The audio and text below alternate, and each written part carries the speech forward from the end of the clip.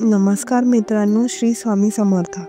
तर आज आपण बघूया वास्तुशास्त्रीचे 15 नियम।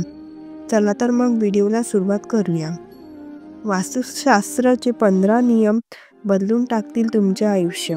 नंबर 1, दररोज संध्याकाळी गाईच्या तुपाचा दिवा लावावा आणि हनुमान चालीसाचा पाठ करावा।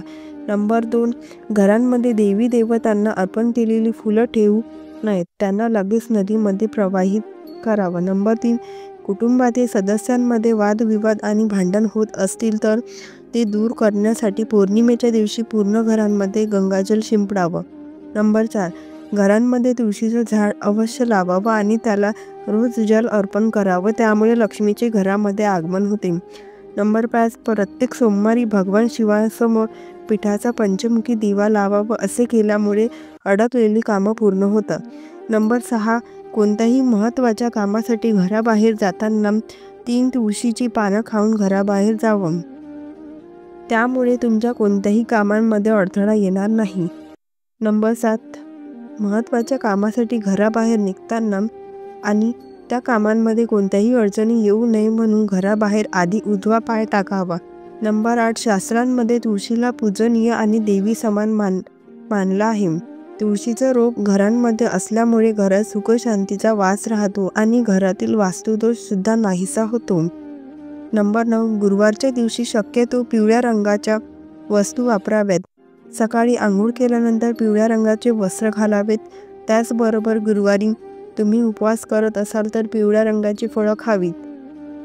नंबर 10, रात्रीच्या वेळी कपडे घराबाहेर वाळत ठेवू नयेत। त्याचबरोबर फ्रीजमध्ये पीठ मळून ठेवू नये, यामुळे घरामध्ये पितृदोष लागतो आणि घरांमध्ये वादविवाद आणि भांडण वाढतात।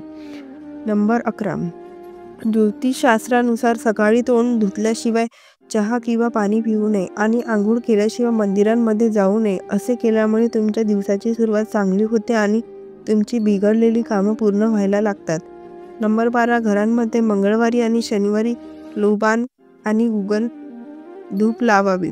नंबर 13, घरांमध्ये दररोज सकाळी आंघोळ झाल्यानंतर देवपूजा करावी, भलेही थोड्या वेळांसाठी केली तरी चालेल। नेहमी घरांमध्ये धूप दीप लावून पूर्व किंवा उत्तर दिशेला तोंड करून आपल्या इष्टदेवाचं ध्यान करावं।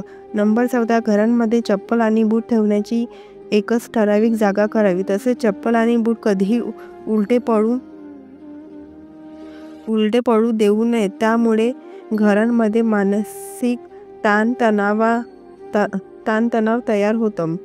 नंबर 15, घरातील पुरुषांमध्ये जर एकमेकांबद्दल राग असेल तर तो दूर करण्यासाठी कंदपच्या झाडाची एक छोटी फांदी घरांमध्ये ठेवा, त्यामुळे घरात सुखशांती येते। व्हिडिओ आवडला असल्यास व्हिडिओला लाईक, शेअर आणि सबस्क्राईब करा। धन्यवाद।